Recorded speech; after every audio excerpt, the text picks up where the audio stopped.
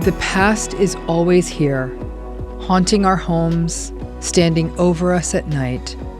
They say you don't get rid of a ghost by pretending it isn't there. The legends tell us to address the ghost directly. So writes Stephanie Fu, a gifted author, journalist, and Emmy award-winning producer who has worked on shows like This American Life and Snap Judgment.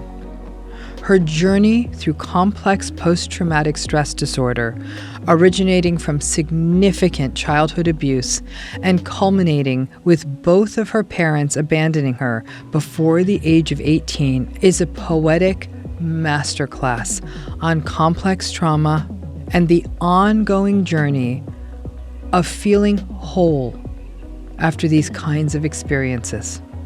Stephanie's book, What My Bones Know, has been called one of the best nonfiction books of 2022, and having read it, I cannot agree more. This podcast should not be used as a substitute for medical or mental health advice. Individuals are advised to seek independent medical advice, counseling, and/or therapy from a healthcare professional with respect to any medical condition, mental health issue, or health inquiry, including matters discussed on this podcast. This episode discusses abuse, which may be triggering to some people.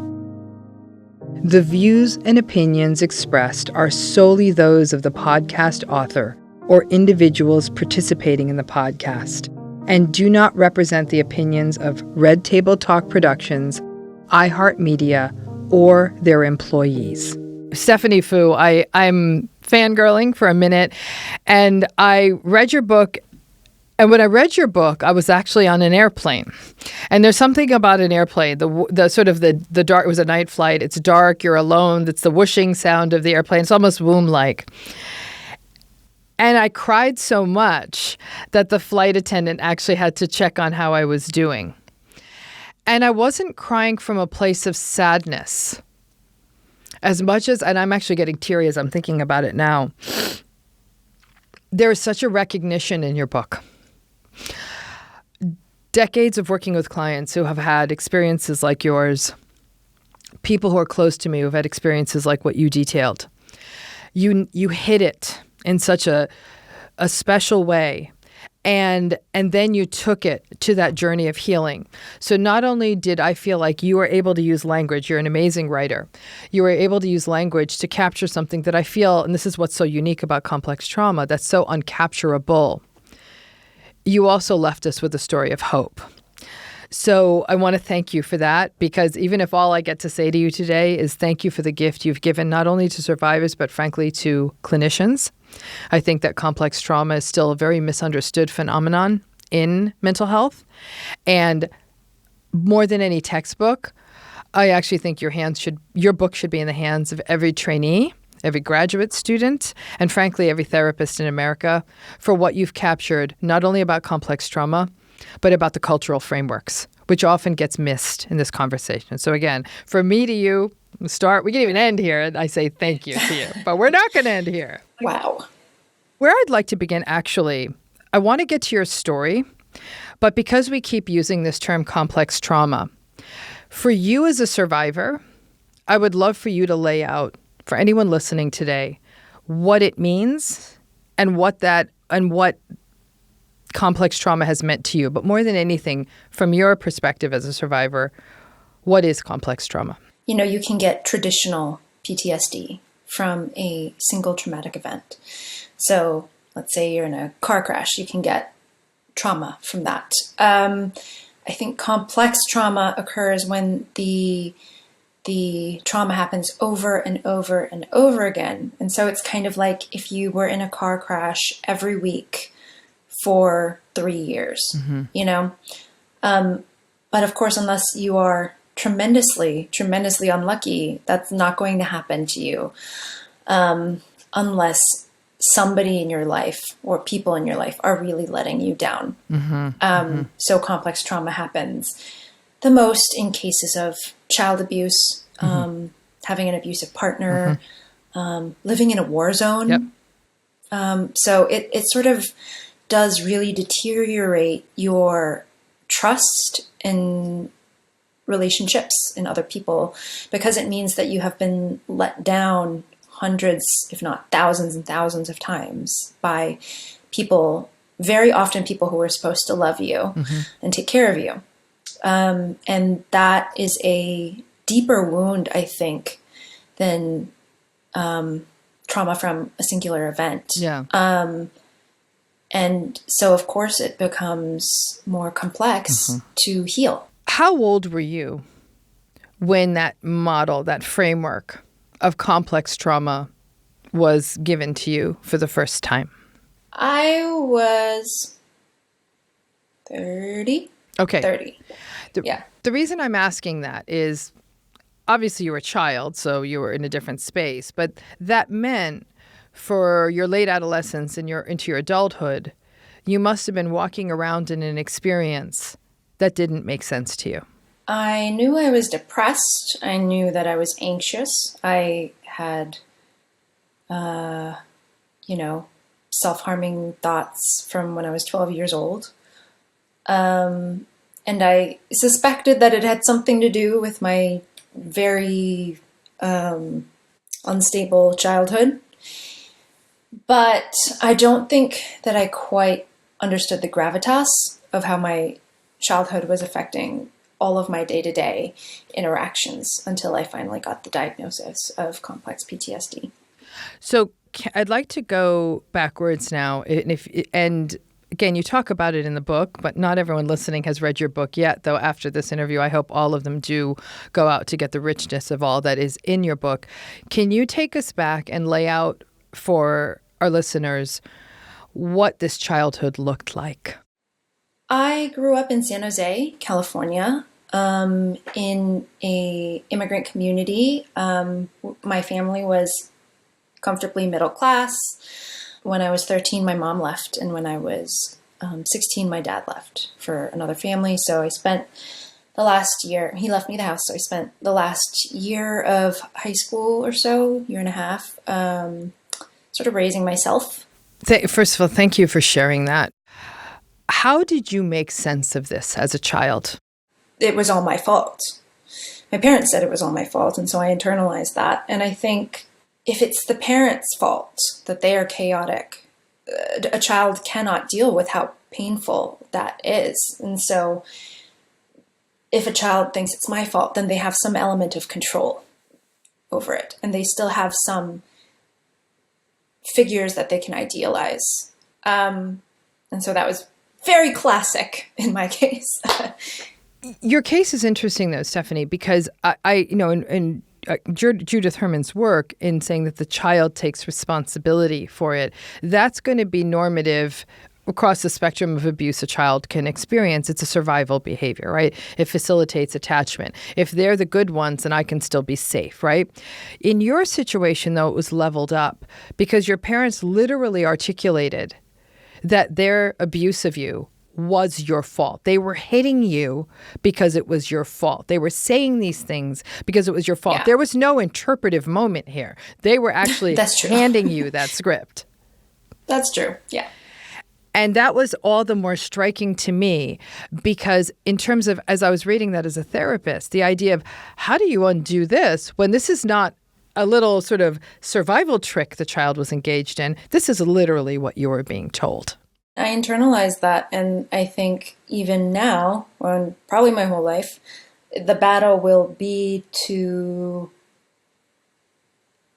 challenge the voice in the back of my head that is constantly, this is all your fault. Even despite how lyrically you've laid your story out, how successful your life has become, that voice has sort of taken up permanent residency. I do want us to come back to that because I think it's important for survivors to hear. When your mother left when you were 13, now you're 13, you're not young, 5 or 6. What was that emotionally like for you when somebody who was such a severe abuser disappeared from your life? You know, it was really complicated because there was an element of obviously abandonment, of sadness, of feeling like, why wasn't I enough for you to stay. Why couldn't you have tried harder? Because I had tried so hard for my parents to maintain their marriage and to maintain a family unit.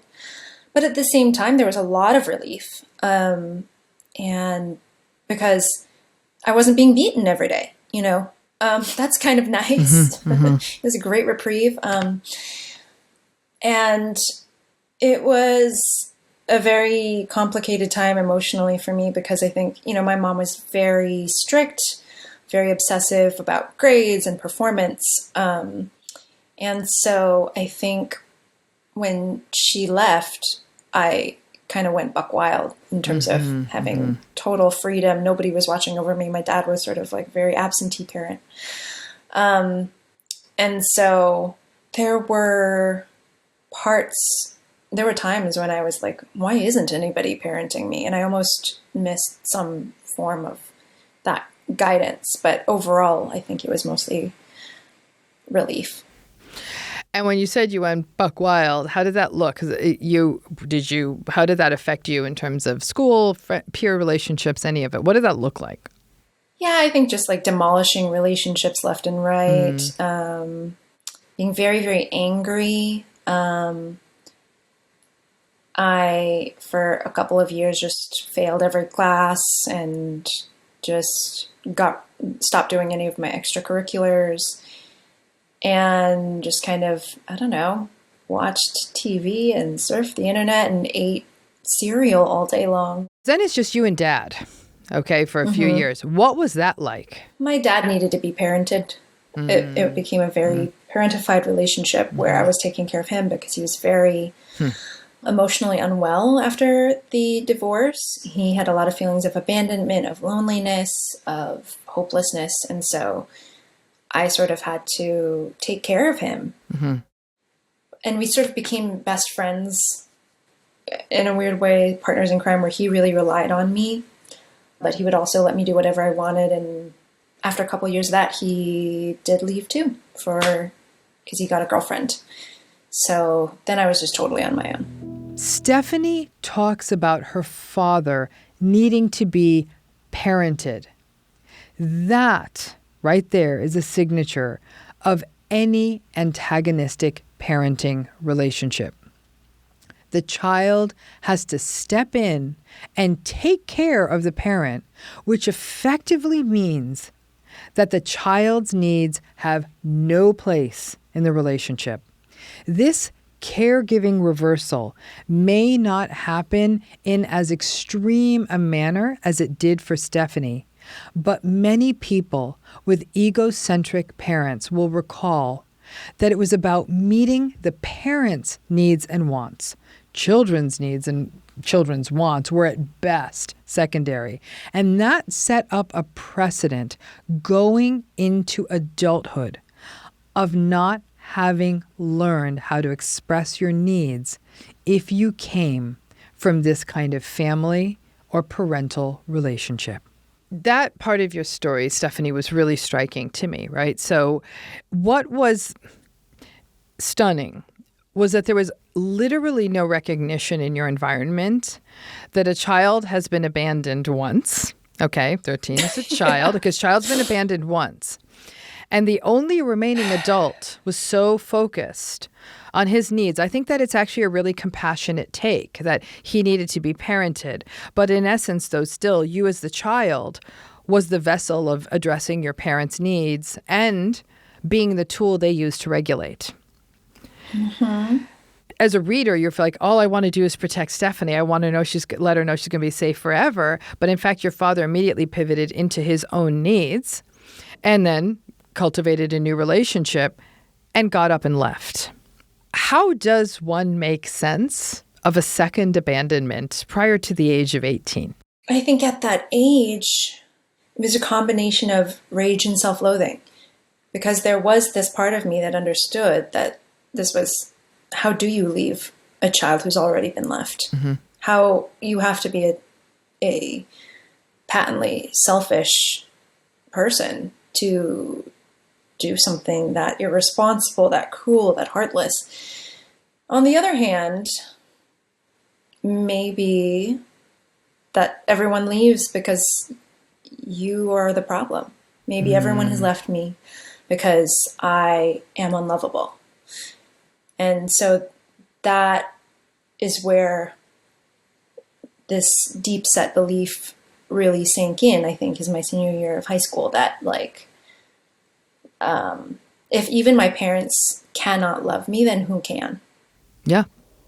And I think that anyone hearing this would completely resonate with that, because again, it's meaning making, right? You as an adolescent and as a child were left trying to make sense of something that made no sense. I mean, that's really the core of complex trauma in many ways, making sense of the brutal and that which is not to happen, in essence. And so the stories that you make out of that are ultimately ones where you can control the narrative. And the easiest way to control the narrative to say is that it's got to be me. I'm unlovable, and so people are going to leave. And it almost becomes a very easy and accessible kind of a factoid.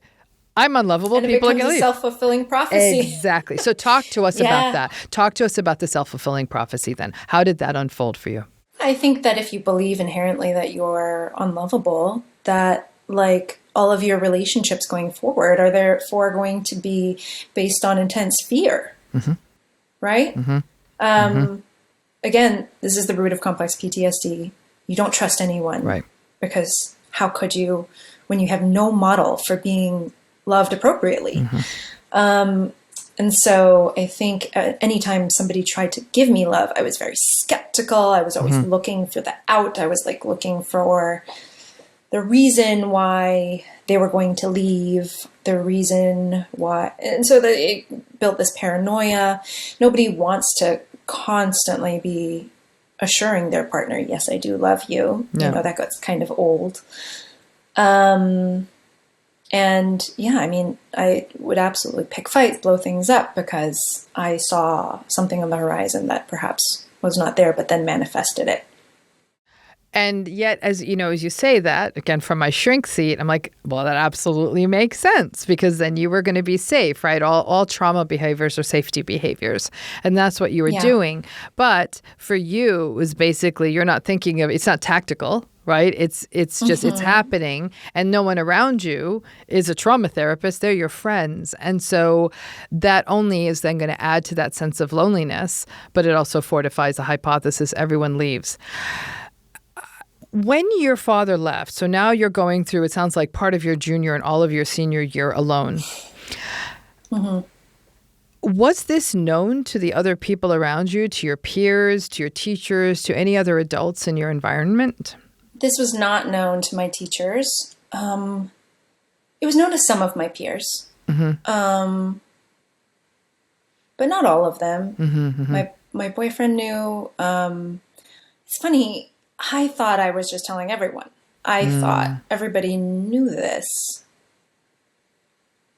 But subconsciously, I must have known, you know, that's illegal, so don't go around telling everybody what happened to you. And so you know, it was only after the book came out that I realized this. The book came out, everybody I knew read it, and everybody was like, I did not know.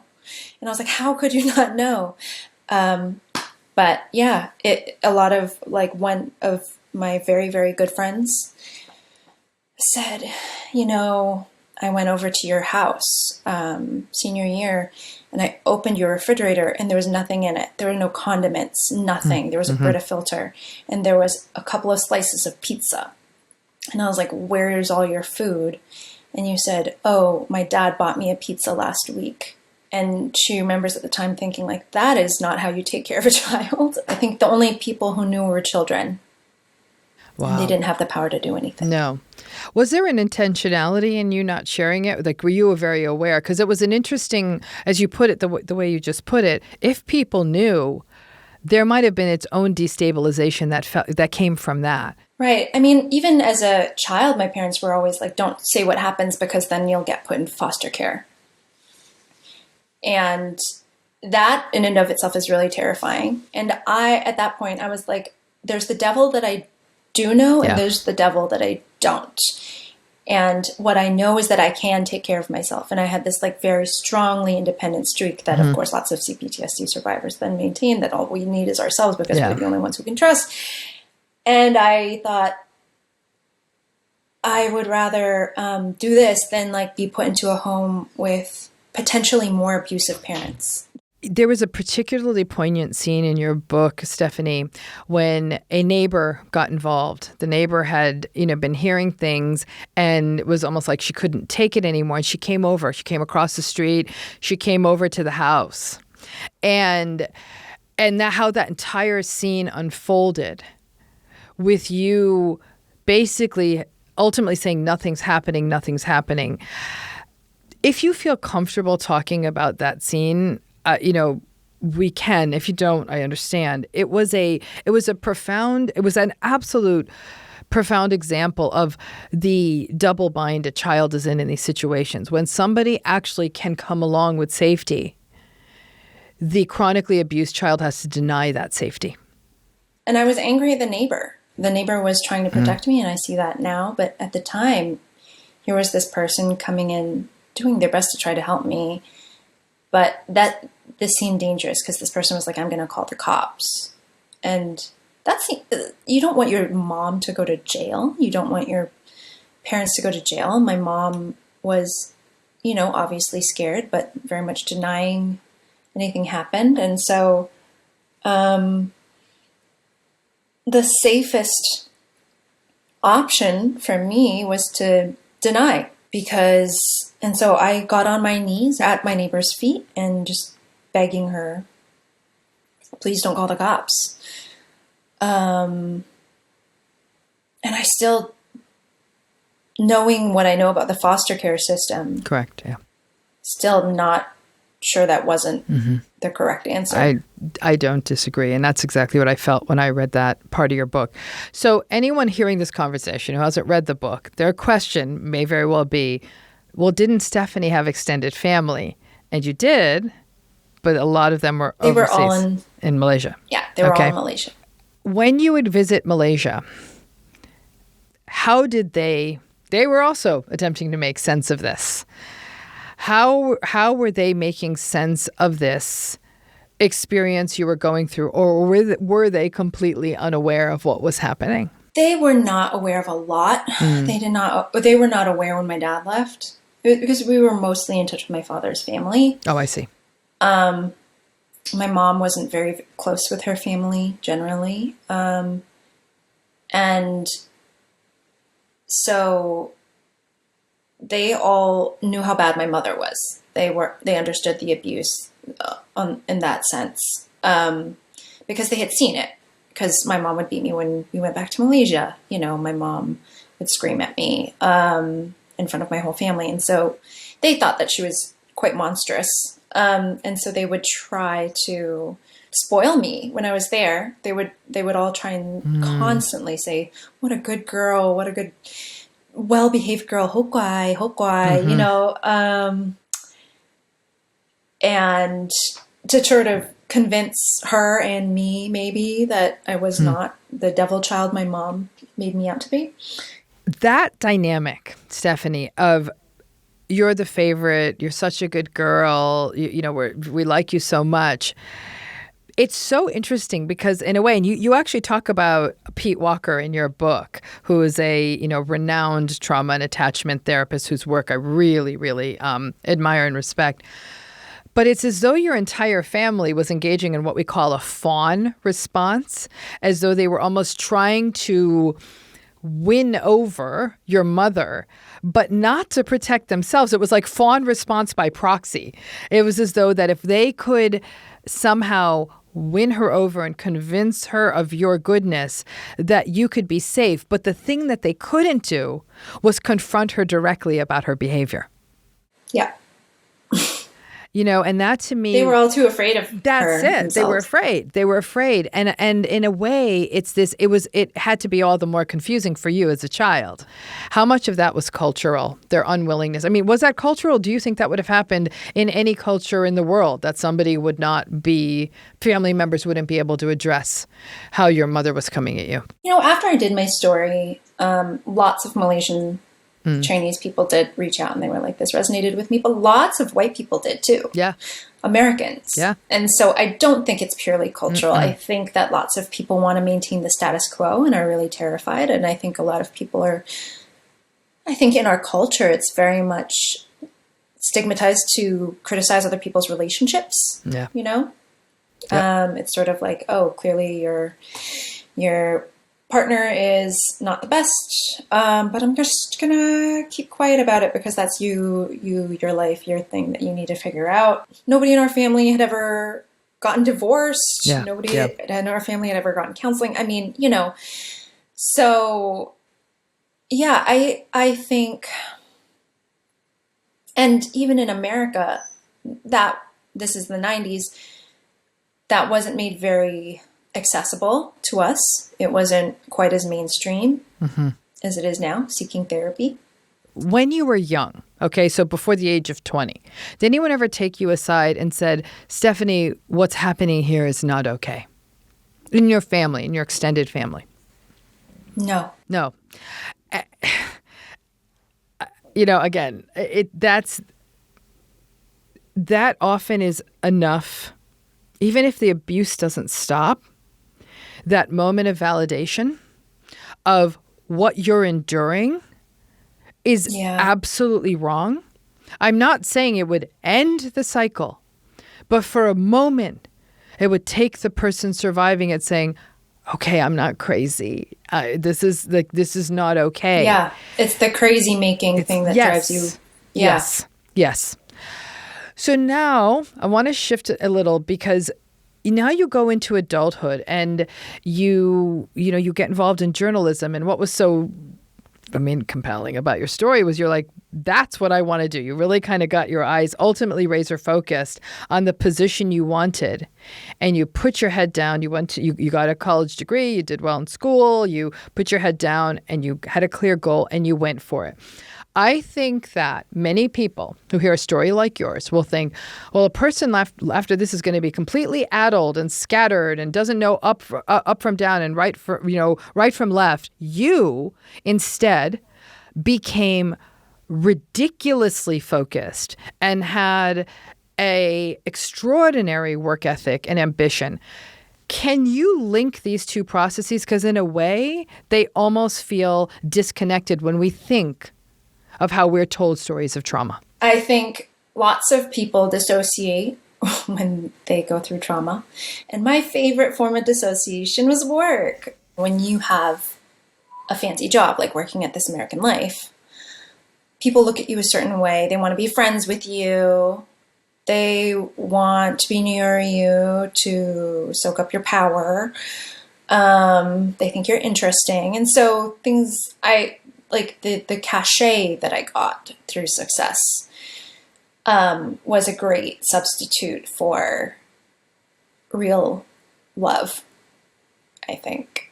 Not to mention, lots of Twitter comments being like, you're so cool. Love your story. And those, that's also like a very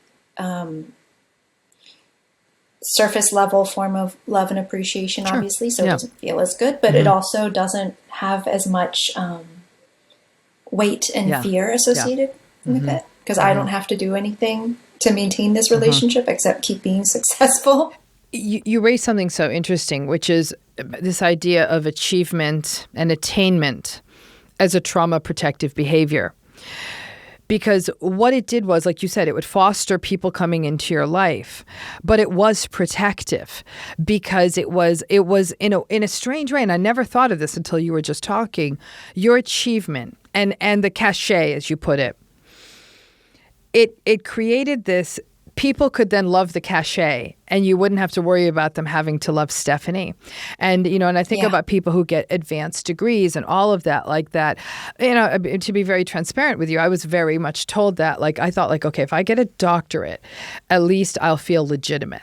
Because I didn't feel legitimate as a human being. But the PhD would legitimize me, which is actually quite horrifying because it's actually a devaluation of the self. You were saying something very similar with this idea of I get the job, I have the title, I get the traction on social media. But even more important, the issue you brought up is this idea of work as dissociation.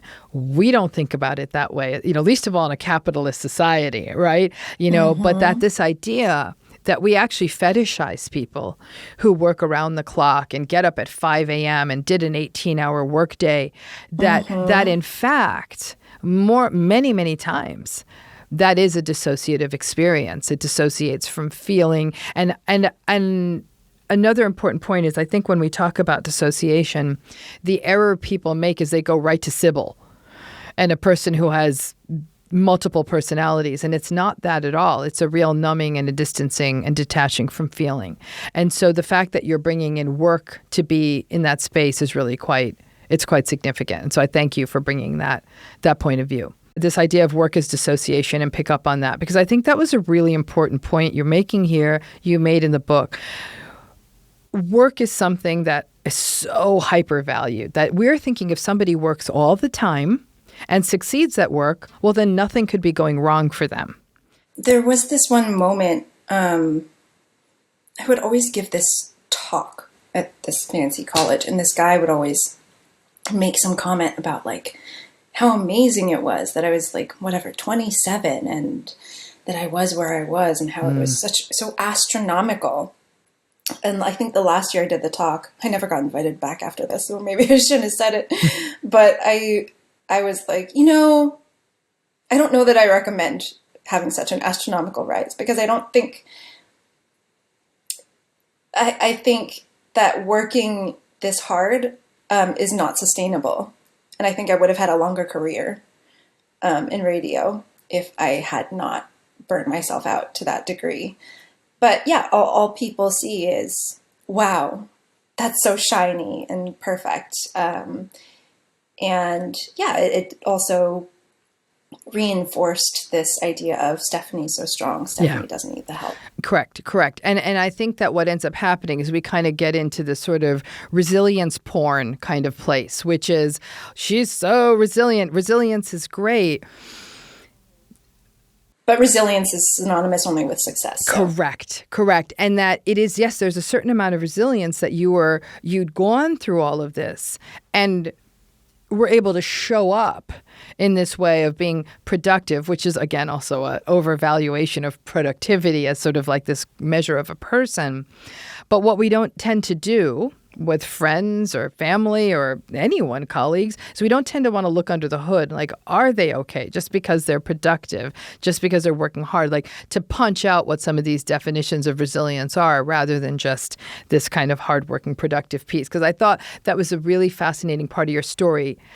And yet you were also, in your book, you detailed that it wasn't all rainbows and sunshine at work. You actually were working with a really, really difficult colleague, and that was a very defining experience for you professionally. It was interesting because outside of my office, everyone was like, Stephanie's at the top of the world. Mm-hmm. And inside the office, I was definitely like, I felt like the weakest link. Mm-hmm. Because I had a very abusive boss who was constantly demeaning me and making me feel stupid and small and crazy all the time, because like I would do a story that everybody would love in terms of the world and other coworkers, and he'd be like, that was bad. I didn't like that at all. That was like embarrassing to our show. So it meant that I was constantly in my coworkers' offices on their floors, like crying and asking for their validation. And that was, I think, kind of what snapped me into realizing, like, I'm not strong. I need help, because right now I'm seeking help from the floor of my coworker's office, who is so over it right now. And I have to have something better than this. Okay, so I'm going to say two things to that, because it's actually hit me in an interesting place. I absolutely agree. I understood your decision-making process of, I'm sitting on the floor of a colleague's office. I'm going through this terrible, stressful thing. I need to, and it's really taking a toll on me. I need to seek out professional help. I disagree with the I'm not strong. I think that's the piece I take some umbrage at. You're right. Right? Because, and I'll tell for two reasons. Anyone dealing with a toxic boss, I don't care if you don't have a history of complex trauma from childhood. That's actually a really noxious process that can take a toll on anyone. And I think it's something we don't talk about, how impactful that can be, number one. But number two, you had been through complex trauma. And what this boss was doing to you was invalidating you and telling you you were no good was literally a recapitulation of what happened in your childhood. In this boss was channeling your mother and father. I had told him stories from my childhood. He knew all about my childhood. And I had told him stories about how, like, when I had written diary entries, my mom forced me to write diary entries. And then afterward, I would bring them to her, and she would sit there and force me to stand behind her. And she would just rip me a new one, go through my diary entry and just say, like, this is misspelled, you use them too much, you're a terrible writer, blah, blah, blah. And he would do the exact same thing to me. He had me stand behind him as he went through my work, and he would play it over and over as he just told me, like, why can't you get this right? What's wrong with you? What's wrong with you? Which is like the most literally, I was literally standing in the same position that I would have to with my mother. I mean, there's a certain sadism in the boss, but beyond that is that, so sitting on the floor of the colleague and venting, I actually think that was a really good choice, because you actually had the wherewithal to seek out another human being, to talk about it, to vent about it. And while I understand that may not have been appropriate, and it certainly wasn't sustainable, right? I can get all of that. Yeah. At a brass tacks. But there's strength in vulnerability. Beyond even vulnerability, it's the fact that you still actually kept getting up in the morning, and I'm sure it was taking a terrible toll on you. The one thing to remember, and I see this time and time again when I'm working with complex trauma survivors, is there's a self-judgment, right? So there's this, again, too many workplaces are basically hazing rituals anyhow. But when they're in those situations, dealing with the angry, sadistic boss, the entitled rant from a client, the entitled rant from a boss, whomever, and that person feels, the person with a history of complex trauma almost feels themselves crumbling underneath that. They'll say, see, I'm not that strong. I can't hang in the workplace. And it is that, like, helping them connect the dots and saying, you're not made for this. Something happened to you. It's almost like if you were born with a bum leg. Like, I'm like, yeah, maybe the job going up and down the stairs a lot is probably not, it's going to hurt you. Doesn't mean you can't do it. But I think that there's an activation. So then the person who's gone through complex trauma says, well, there's something wrong with me. I can't put up with a toxic boss. There's nothing wrong with you. Something happened to you. And I think that languaging becomes a really important thing to give survivors and for people to hold within them, from a letting go of self-judgment that, oh, this is supposed to be a problem for me, more than it might be for somebody who didn't have this backstory. Mm-hmm. Yeah, absolutely. Then you get into therapy. What is so compelling about your story? And it's a real masterclass in sort of trauma therapy, was your personal journey. If you could walk us through some of how you started this journey and where, because I have some questions about that, but how you started therapy, how that worked out for you, and how that all unfolded for you. Started therapy actually when I was like 19. Mm-hmm. And I just went to like a sliding scale local therapist in San Francisco. Well, I'd actually seen a couple of therapists before then, but she was the one that helped the most. I saw her for 8 years. And she was really great in teaching me very basic things, like learning how to use I statements and helping me navigate through a lot of relationships and how to like assert my needs and how to be less negative in the way that I talked about myself. All valid things. But after I got my CPTSD diagnosis, I really knew that I needed somebody who was specialized in trauma work. And so I just went full court press on it. And I quit my job and I did every single thing I could. I was doing restorative yoga. I was doing EMDR. I was doing mushrooms. I, went to breathwork classes and all of that. And I think it all helped a little bit. I think there was sort of like a 3-pronged necessary approach. Number one, the most important thing was sort of getting a sort of mind-body stability, being able to calm down when I was triggered. And I think restorative yoga really helped for that. Meditation really helped for that. And so just being able to sort of breathe and take a minute when I was in a really, really triggered position. The second thing I think was changing the narrative that I had about myself, changing this narrative of shame, recognizing how horrible the things that happened to me were instead of minimizing them constantly. I think EMDR was really helpful for that. It sort of helped me see with a very objective clarity the brutality of my abuse.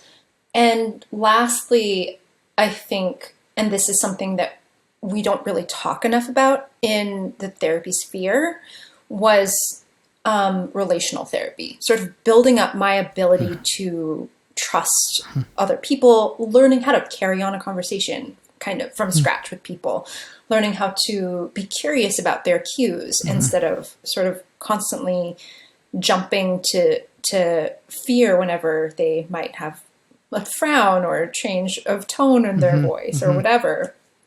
Learning how to listen, learning how my trauma and all of that fear got in the way of me being a good friend.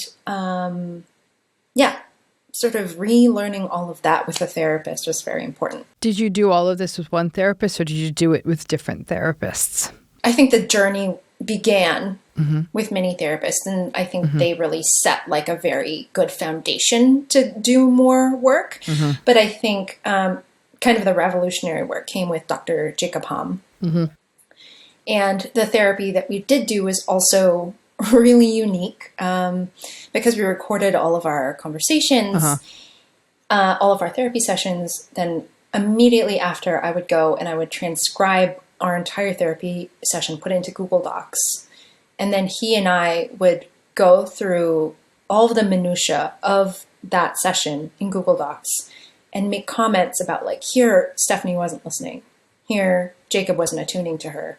Here, Stephanie wasn't attuning to him. Just sort of pointing out all of, breaking down what it is to trust a person. I think it was a great exercise in trusting somebody else because what a vulnerable thing to do with somebody for both people. He's obviously, as a therapist, being very vulnerable in this position. Like I've talked to many therapists before, and maybe you can talk about this, about how that's absolutely terrifying to them because that's like opening up a can of worms for their supervisors, I think. And like, what if somebody then files a complaint saying, oh, my therapist said this to me in session, and here's the exact, here is the evidence. But I think that was something that was really helpful for me, was he was leveling this, the complicated power structures around therapist and client. I thought that the work you did with Dr. Hamm was revolutionary. It is, it is what you did, because even in real time, it's really hard to pay attention to what you're calling as the attunement, the listening, the attunement fails, as it were, the misinterpretations, all of that kind of line-by-line analysis, interactional analysis, in essence, you were doing, is the sort of stuff we tend to see in research, definitely not in clinical practice. It's not even so much the worry that a therapist would say something, like we'd be worried about what we said. I mean, short of us saying something really deeply inappropriate, I mean, I think it's the dance of therapy. It's imperfect. But that the two of you put in that time to do that kind of line-by-line analysis, it really then speaks to the power of even a single part of one conversation with one person, right? So even in a 10-minute conversation, there can just be one thing that the whole thing hinges on, which would lead to a moment of really you feeling unsafe, the other person feeling disconnected, that loss of attunement, and the whole thing goes off the rails. And that right there, for you to understand that and to recognize it's not random and it's not scary and it's not out of control, but there's actually a rhythm, that there was signal in the noise, as it were. I have to say, as a therapist, it was really, really eye-opening. I actually do have, some of my clients do record their sessions, and I say you can do them as you wish and we can go back and break things down. So that has always been something I have, said to my clients, this is your time and this is your voice and this is your story, so it belongs to you. You've invited me into your space. I haven't invited you into mine. So that's very much how I view the therapeutic frame, but it was really quite amazing. Because some people listening to this, and we haven't actually talked with anyone who's talked about their experience of EMDR, can you talk a little bit about what your experience was of being a client who's experiencing trauma and who's gone through EMDR? Because it could actually be really useful to get that first person perspective. Yeah, EMDR is the process of going through your trauma, recollecting it, and there's different ways you can do it. A lot of people sort of follow a finger left and right as their therapist moves this left and right. I wanted to keep my eyes closed, and so I had two buzzers in my hands, and I would have a buzz in one ear and a buzz on my hand, and then the buzz on the other side. And I think something about it was like it kept me grounded enough to sort of go through this process of looking at my trauma without getting too triggered, without seeing it from like an overly emotional standpoint, seeing it in, again, a very like factual standpoint, like a very real standpoint, almost like I was watching it happen to somebody else. I would say, and like having a strange out-of-body experience. Let's take a moment to learn more about this term she just mentioned. EMDR stands for eye movement desensitization and reprocessing, and is a therapy meant to help a person who has experienced trauma to access and work through traumatic memories. It's meant to foster healing from the distress people experience after having had any kind of traumatic experience. I want to talk about a couple of other things. One is that you went back to your high school, and this was a really important part of the book to me because you talked to a teacher, okay? And you were actually saying, like, So what was your take on what was happening to my peers back when I was in high school in terms of abuse and trauma? What was his response to that? Because this is a really important part of your story, I thought. I think one of the reasons why I minimized my trauma so much growing up is because it was so common in my community. Like, all of my best friends were going through what I went through, or sometimes much worse than what I went through. And so I thought, certainly all the adults must have seen some percentage of this at the very least. And he was like, no, you're very privileged Asian children whose parents buy you MacBooks. And so there's no abuse here. There's just pressure. And tiger parenting. And that's what it was. He framed the entire story in what I felt was a trope and a stereotype of Asian kids, tiger parenting. Everyone wants to go to Harvard. And I thought it was so neat and tidy and unseeing that this could be happening. And that what was stunning was what happened when you went to go talk to the school psychologist who said...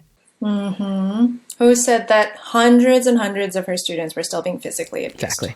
Exactly. And I thought that juxtaposition, that the teacher almost was sort of wedded to like, well, this is what happens here and everyone's under pressure to get good grades. And the reality of that, this isn't just about, okay, these are Asian kids, so this isn't happening, was not only a disconnect between what was happening in the adults in that environment, it actually meant that there were fewer eyes fully sort of appreciating what was happening. And I thought that difference and falling into that sort of stereotype mode meant that mental health services and that kind of outreach wasn't going to happen. There was just not even the awareness. So these are not only model kids, their families must be model families too. And what's a little pressure? Because they all want to go to the best schools. And you must see this with your Asian, South Asian clients, right? Like, absolutely. I mean, absolutely. I knew this was a problem. I knew this was a problem after I spoke to the school psychologist. Since my book has come out, you wouldn't believe the number of messages. I get thousands of messages from Asian Americans and from people from San Jose, from my own community, saying like, yes, the abuse is prevalent. And yet somehow this model minority myth persists. And when you go to any school, like I just went to my high school, to my school district to give a talk on this last summer. Again, all of the teachers are like completely clueless about it and completely like, I think you might be making way too big of a deal about this. Wow. I have very good students. My students are very good. They have all A's. And I'm like, that's not the point. Well, see, there it is, though. They're good, and they're getting you these A's because they're afraid, because this is their way of placating the world around. This is the way of that they build their safety. Correct. Like the way that I built mine. It doesn't mean that there isn't horrible stuff happening at home for them. Right. Necessitating them to build that safety. Correct. Absolutely. And I think that idea is that this is being done for safety, and to have the experience gaslighted, that, oh, they're getting A's, it's fine. That is a gaslight. One of the people you interviewed in your book was an expert in estrangement. And I found that section of your book to be really powerful. You yourself are from a Malaysian Chinese family where family values, sort of the collective protection of the family unit are really foremost. Yeah. And, but again, this is where I'm saying this is transcultural. Family estrangement is a taboo. It's not supposed to happen. My understanding is you really don't have much to do with your parents anymore. Am I correct about that? I do not speak with either of them. Okay. So that falls under estrangement. Which it sure does. I've worked with a lot of clients who are estranged for a range of reasons, mostly due to this kind of abusive and antagonistic behavior. Your expert said something so brilliant, and it was this idea that nobody wants estrangement. Nobody wakes up in the morning saying, I'm going to figure out a way to get estranged from my family. And that once people are estranged, it's not like they're walking around saying, woohoo, I got rid of my family, but that they actually live in a state of grief and sadness over what never was, over what was lost, over what happened. But your expert was saying, this isn't about estrangement good. This is about estrangement necessary and the grief that goes along with it. So can you talk a little bit about why you even talked to an estrangement expert and how that's played out for you? Well, I cited Christina Sharp's work, and then I spoke to Catherine St. Louis, who did just tons of reporting on estrangement. And Catherine told me, because I was at the time trying to decide whether I should be estranged from my father or not. And Catherine told me, I can't tell you whether you should or you shouldn't. I can only tell you that if you do, lots of other people have done it, and they've done it because it's necessary. And I had to determine if it was necessary. And I think there's lots of times when I wonder if it was necessary, like,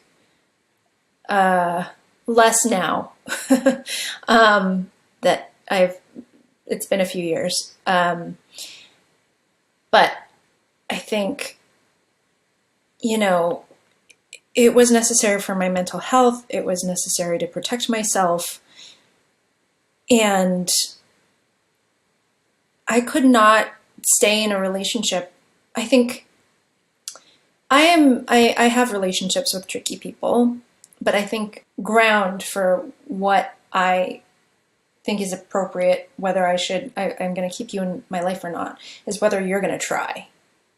Are you going to hear me? Are you going to give a shit? Are you going to really put in the effort to try and make this work between the two of us? Or is it just going to be me giving, trying to make you listen to me, never getting any of that back in return?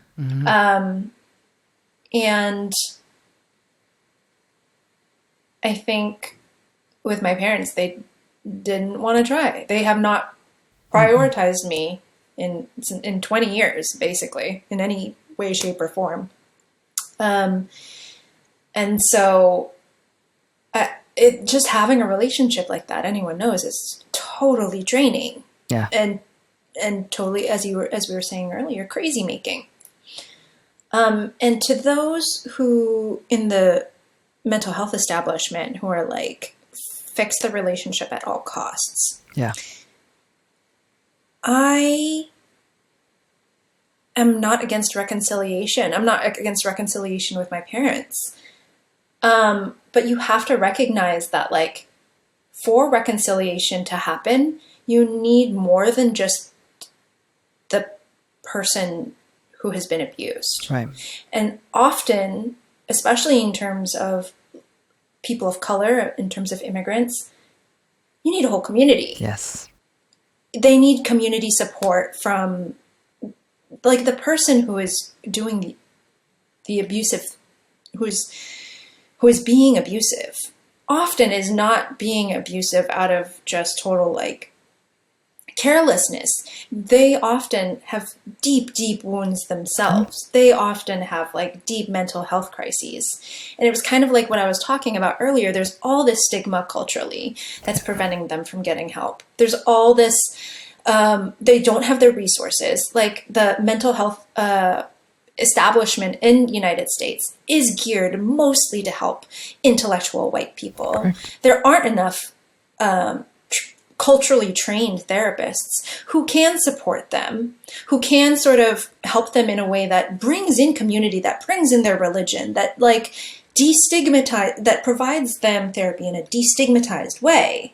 And so in some ways I blame my parents. They have real accountability here. Mm-hmm. But, like, in some ways I blame the entire system as well. And I'm so glad you put it in that framework, because when people have gone through these paths, even when estrangement becomes necessary, they're carrying the burden of ancestors, of intergenerational trauma, awareness of the political systems, of the colonizing processes that got the generations before to this point.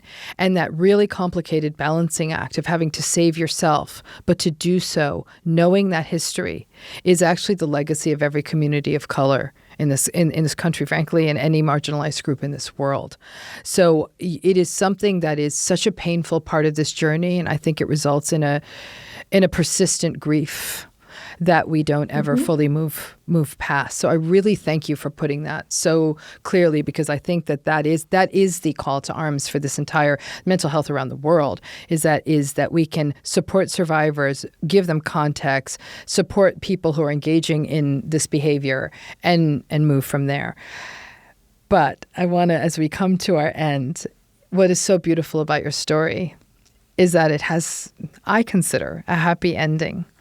And I think that one that survivors really, really need to hear is talk to us about where you're at now. I mean, you're very young, so it's a lot of story left. But the ending being sort of where we're beginning it with you right now, catching it now, it's actually a really beautiful story. Can you share that? Because I think it's a real beacon of hope. I think that I have more hope than I ever have right now in the future. I found a wonderful family to sort of provide me with some of that support and acknowledgement, and who see me and who show up the ways that I ask them to show up. Through my husband's family, I have a really tremendously supportive partner who like gets triggered himself and, you know, has his own traumas, but like is really intent on working together on them. How were you able to trust a man enough to fall in love? No, I mean it's completely seriously. Like, you talk about lack of trust. How did you trust him and then give yourself permission to fall in love? I don't every day. Mm-hmm. There's many days I don't trust him. Thank you for sharing that. Yeah. Mm-hmm. And I'm like, you're shady. Mm-hmm. You don't care about me. You know, there's plenty of still like, you don't care about me. And you know, but then he shows up. Yeah. And then I say, you don't care about me. And he's like, I do. Mm-hmm. And he has said that 1,000 times now. And there's days where he's like, you don't care about me. And I'm like, I do. And how dare you not see that already? But I think he just kept showing up. And I think for me, I don't know that I'll ever feel totally safe in this world, but I know that like I have to jump. I have to take chances. I have to grab happiness where I can and try and let the people who want to love me, or else I'm just going to have a very empty life. So, yeah, I keep trying to be brave. Well, it's incredibly brave because the very things that keep you safe, that sort of voice in the back of your head that's always telling you it's all danger and it's all bad, that voice is actually sort of strangely designed to keep you safe too. And the courage is actually getting out of bed in the morning and saying, okay, voice. The voice is not moving. I always imagine that voice, the trauma voice, sits in a little chair in like a dark, dusty corner of your brain and it's just, okay, you're not leaving. So you just stay there. I got you. I understand you're trying to keep me safe. I understand that. But the real courage in the post-complex trauma landscape is to get up in the morning. And to me, I tell everyone I work with, you got up this morning. We're good. All right, now just keep going. And I think that that's what you've done. And I think more than anything, I think love is an incredibly curing, healing force. But what I really am grateful is that you're willing to talk about how it's complicated love. Like it's not, it's still that there's still that the struggles with trust, is the doubt, it's the self-doubt, and that you're able to talk about that people will find their love stories, and that it is about patience and it's about being recognized. Real quick, just yes, please. Just to close that out, it doesn't need to be romantic love. Exactly. Thank you. Like some of the most like healing love in my life is my friend's love. I'm really glad you brought that up too, because I think then it's about love, right? Whether it's friends love, partner love, it's about love. And it sounds like in these friendships, you are able to be seen, but when you are having a difficult moment, they can still stand strong in the face of that. And I think for many trauma survivors, the conviction is people are going to run away when they see my stuff come out. And that no, love is that you hang out when the stuff comes out, and there are people who can do that. It may not have happened once before, but it can happen. So I think that's thank you so much, that love in its many forms. I want to make a last point here as we come to our end here. The show is called Navigating Narcissism. That was not your framework. And I think it's a tricky word. And that's why we take it on in this podcast. And when I use that word, I care less about the personality style, because it's not a disorder, it's a style. But it's the behaviors that hang out with it, right? The behaviors that come from that are invalidation and minimization and manipulation and devaluation and dehumanization and betrayal. All of that stuff is what sort of sits under that kind of larger umbrella. And while that was not how you ever framed your story, and I don't think it is your frame, I think your frame is very focused on you and your story of complex trauma, and that's where it shall remain. It's on this podcast because being exposed to those interpersonal patterns when one is chronically invalidated and not seen and having reality distorted, it harms us. And we've talked with other guests on our podcast who've literally said, I have complex trauma as a byproduct of narcissistic abuse. In your case, it was these dynamics, but very complicatedly housed in parents that came from very complicated cultural backgrounds who likely brought in their trauma too. And we've talked with other survivors who had parents who had gone through trauma as well. That this isn't about labeling someone as narcissistic, but that this is about understanding that there are interpersonal patterns that hurt us and that we carry within us, and that we can then move beyond. And yeah, at some level, we're carrying a little of that weight on our back always, but that there is a path forward and it doesn't define us, and that we can enter into meaningful, purposeful lives, work, and above all, loving relationships. And so I just wanted to give that context for why your story was so important to us here on this podcast. Yeah. And I appreciate that. And yeah, I think, In terms of my parents, I think the term narcissistic is a little bit limiting for them. I agree. I think that they exhibit narcissistic behaviors, absolutely, sure. Like no question. But I think narcissism for them is complicated because, and not because they're good people. No, I understand. Because I think their history and potential abuse, whatever, is tricky. And I think that I've seen this most in like my reporting with like survivors of the Khmer Rouge, in that you have these people who are so traumatized, having survived a genocide, and they're so focused on survival that all they see is themselves and survival, and they wind up kind of being abusive to their children. I've seen in other communities that not being true when the person is getting the full support of their community, when the abuser is getting the full support of their community, of their religion, of getting the right therapy that they need, I think there is hope.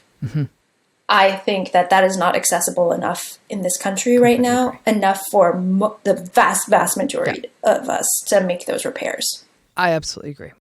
Thank you for that. I really appreciate that framing, and I think it's absolutely clear. And it's about the behavior. To me, the label, the framing, it's all about the behavior, and then it's taking that behavior, framing it in a context, and then looking for, like you said, giving these contexts can vary by culture, by history, by story, and then access. And sadly, mental health treatment has really become who has the privilege to actually be able to get the help, and that to me is a real problem in the world. But thank you again. Where can people find you, Stephanie? Because your story is something, and I think something that many, many people need to hear. And I have your book right here. I kind of carry it around. It's completely dog-eared as a little sort of Bible. But where can people find you? My paperback comes out February 21st. Oh, awesome. So it'll be affordable. I also have a audiobook on Audible that is available that includes recordings of the sessions with Dr. Hom. So lots of people like that. And you can find me on Twitter at I'm on the radio, but I'm most present on Instagram, and my handle is foo. Great. Pretty easy. All right, great. Well, everyone sort of find Stephanie because it's an amazing conversation. Thank you for the gift of your time, of your story, and your journey. It was a game changer for me, and I really feel honored that I got to meet you and talk with you. So thank you again, Stephanie. Well, thank you. Thank you for being vulnerable in this interview as well. And I really appreciate you having me and having this nuanced conversation. Thank you. Well, I hope our paths cross again. So thank you, Stephanie. And here are my takeaways from my conversation with Stephanie. First, one of the most painful legacies of childhood abuse is the child's takeaway that maybe I am unlovable. And as Stephanie says, if my parents cannot love me, then who can? Children experiencing trauma make meaning of their situation by blaming themselves as a way to keep themselves safe. But these inner narratives can persist throughout adulthood.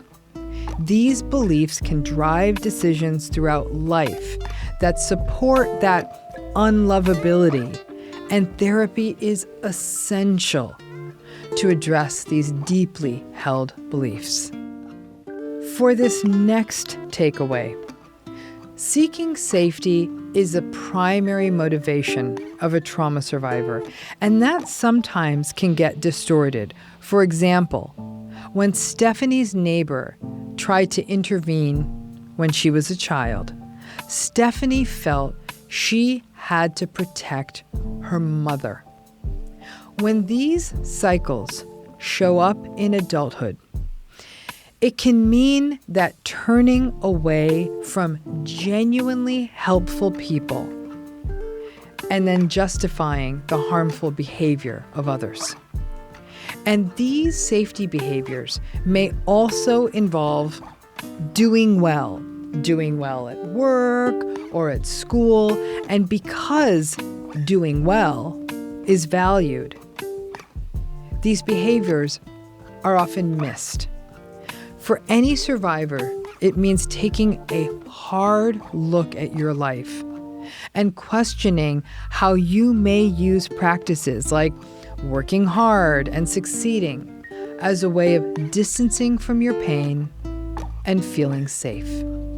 In our next takeaway, when Stephanie talked about what worked to help her work through her trauma, she listed multiple approaches, including psychotherapy, EMDR, psychedelics, and relational therapy.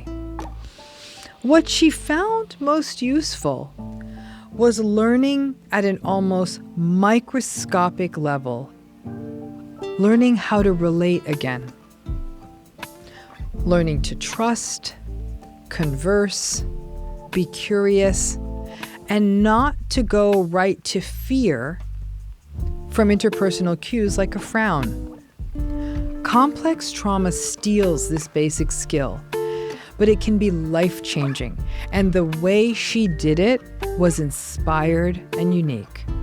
In this next takeaway, when Stephanie places her parents' behavior within the framework of culture, intergenerational trauma, and historical oppression, she isn't rationalizing, but instead, she is contextualizing. And that's an important distinction. Remember, Stephanie still ended contact with her parents and built up a new world of family with her friends, her husband, and her in-laws. Contextualizing doesn't mean that you are excusing the abusive behavior, but it is possible to simultaneously set a firm and permanent boundary, but also recognize the complex and historic origin of the abusive behavior. To do so can actually really foster healing. It doesn't have to be either or black or white. Healing is all about the gray. And for our final takeaway, Stephanie doesn't portray her healing as an easy path. She certainly doesn't say, I met someone, I have wonderful friends, and now we walk into the sunset. She acknowledges that on many days there are challenges and a need for reassurance and safety. Healing is absolutely possible, and you can find a love story. It's not always an easy love story, but the hope is for a patient love story, and for someone who sees you, sees all of you, and can be that place of safety.